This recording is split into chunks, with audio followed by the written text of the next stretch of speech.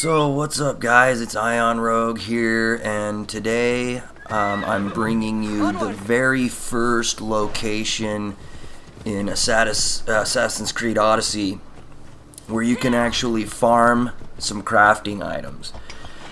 Now, as with any RPG, I think it's pretty safe to assume that everybody realizes that at the beginning of the game, when you try to farm, I mean, it's going to be pretty limited. They're not going to throw this massive treasure trove of stuff right at you at the beginning. So just so you know, I mean, but this area actually has some pretty decent, amounts of crafting items. As you can see, you've got metal. Here's some wood right here. You can farm animals for the soft leather that you need. But like I was saying, you know, it's not going to be huge right now, obviously. That should be a no-brainer. But, you know, if you want to jump ahead and, you know, get some upgrades and stuff like that without having to go through, you know, the whole Helix credit thing, this is probably your best bet towards the beginning of the game. So what you're gonna do is this is the Ithaca Island where Odysseus's palace is at, but this is the northern side of it. His palace is on the southern side. So what you're gonna do is you're just gonna kind of ride the horse around until you find these. You know, you'll see a little white circle pop up,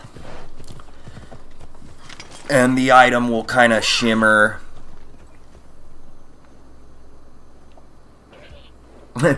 That's funny because I didn't see the bird actually fly down right there. Maybe you guys can correct me, but I swear there was no bird.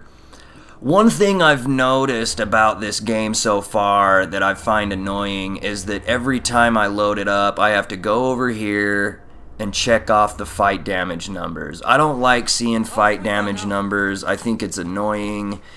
There's not numbers flying past people in the world, you know what I mean? When I play these games, I want to immerse myself in the world of the game. I don't want to see icons. I don't want to see, you know, damage numbers. I want to see the world that they created, the ancient Greek world that they spent all this time creating. I want to see that. I don't want to see... I get sick of seeing all the icons, but whatever, you know, it's just a game. That's just my personal preference, though. Let's go. But I do think they need to fix that, you know, little problem. If I choose not to show damage numbers, I shouldn't have to turn it off every time I turn on the game. Now, like I said, you'll find metal, leather, wood. There's also obsidian glass you'll pick up every once in a while here, which is a rare item, among others. And I think that another mistake they made is, you'll notice if you haven't already by now, but she kind of talks to the horse a little bit too much. You know, like, I think they need to patch that to, you know, like, it's cool to hear them, you know, vocally charging the horse with commands, but this is just, it starts to get annoying. So one thing you might want to do here is if you're looking to do this a little bit easier, you might want to do this at nighttime, so that the shimmer of the item you're looking for is a little more prevalent to you. That's just, you know, it just shimmered before I picked that up. But it's a matter of preference. You don't have to. It's just a suggestion to throw at you. Another thing, during the night I noticed that there's a little more of a wolf presence, and wolves actually give you 6 leather per wolf. But there is a location where they tend to congregate, and I'll get to that in just a second. Here's one right here.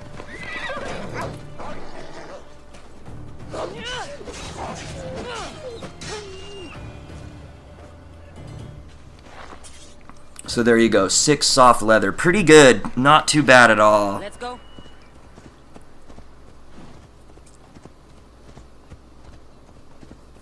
So, you know, pretty much all around this island you can find loot. The majority of it, like I said, is to the north and east side, though, where the palace, once you start getting close to the palace, it starts to taper off pretty heavily. There isn't really anything inside Odysseus's palace, so I would recommend just sticking to the north and east side of this island. And then once, you know, what you seen me do was I got the ship, as you probably noticed at the beginning of the video. I got the ship and I just parked it at the north end of the island. And then what I was doing was, you know, searching around the northern side, which is what I'm doing right now. And then I trekked down the east side.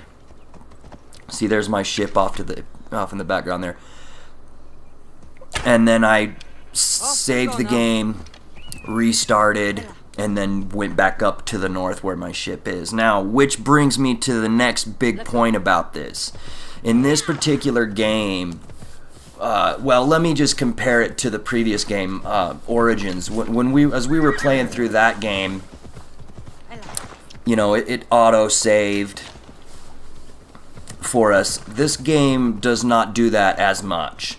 So when you're farming, you've got to make sure that you click on autosave before you back out to the title screen and reload your game to bring back the items. Now, I did notice during my farming that as I was coming back from one side of the island to the other after a certain period of time, some of the items actually do respawn without having to restart the game. But honestly, if you want the biggest bang for your buck, I would just go the old school way, guys, and just go from the north to the southeast side. Quick save your game. You'll notice there's a quick save option inside the main menu. Just click that and wait for the icon to finish. And then, you know, reload your game and then come back up the island from the southeastern side back to the north and rinse and repeat pretty much. Okay, so as you can see, there's a lot of stuff. It didn't take me very long to get up to about 400 of each item doing this. I think it only took me, you know, aside from what I had already collected doing the side quests up till this point. I mean, I've got all the side quests in the Kephalonian Islands already finished, so it didn't take me long before I got up to about 500 of each of the items available on here. The leather's gonna take you a little bit more work, but the metal and the wood and those things, you're gonna come up pretty quick on the metal and the wood. Death from above. You'll start to get the hang of where these items are at as you continue to do this over and over again, to the point where, you know, it should get faster for you your second, third, fourth run, being that you're gonna develop kind of a working idea as to where all these things are going to respawn at. They respawn in the same locations. I mean, it's astonishing that gaming has evolved so much, but they still can't manage to make things spawn in random spots yet. So, which is weird, but. So those are the hints I got for you guys. Like I said, make sure you quick save. Just cruise around the island on your horse. Go from the north to the southeastern side. We're hitting the eastern side right now, and we're going down. Oh, and one more thing. Don't go for birds. Birds don't give you anything in this game like we saw in Origins. You're not gonna get, you see, all I did was recollect the arrows, so don't waste your time going after birds. as they result result in nothing. Up here, we're about to start approaching wolf area. So I just wanted to show you guys that. He's right there, the first one. This area, this southeastern side of the island is where there's a lot of wolves that congregate. Like I said before, that I would show you that real quick. You know, otherwise I probably would have ended the video right here. But let's go ahead and show you the wolf area. Because the wolf area is honestly going to be really crucial. The ibex, or however you pronounce it, ibex, they're only going to result in 2 soft leather each time, but the wolves are going to give you at least 5. Sometimes it's 5, sometimes it's 6. I'm not quite sure what the see, there's 5 on the gray wolf. I don't know what the difference is between the gray wolf and the darker ones. Whoa, hey. He just decided to drop in and say hi and then run away. But, so, yeah, I don't know what the difference is. Maybe gender, I don't know.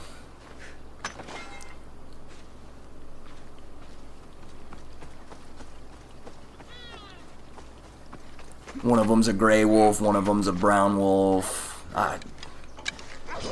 Whatever the deal is, it doesn't really matter.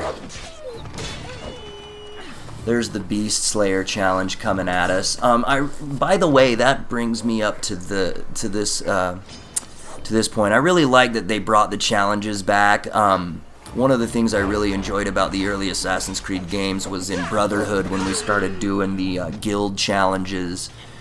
And you know, I got really kind of disappointed when they started excluding those challenges from the game, because I thought they were really fun to try to go around the world and figure out where you could do those types of things at. And Brotherhood, the way they did the guild challenges in Brotherhood made you really, really want to explore that game. I mean, I still have that game memorized pretty much like the back of my hand. I mean, I've been everywhere on that map just because of those guild challenges. So, you know, it's nice to see them putting that back in the game. Also, there's this problem. They are gonna kill your horse if they manage to get enough bites on him. They didn't take him out this time, but there was a playthrough when it did take out my horse. It's not really much of a worry because you can just whistle him right back. But that's pretty much it for the first farming location in the game. Thanks for watching, guys. I really appreciate it, and I hope this helps you out. Here's the map location for where I'm doing this at. So there you can see my ship. I got off the ship, I came onto shore right here, and I just started farming the northern section and moved down to the southeastern edge. Okay, thanks again, guys, and Ion Rogue out.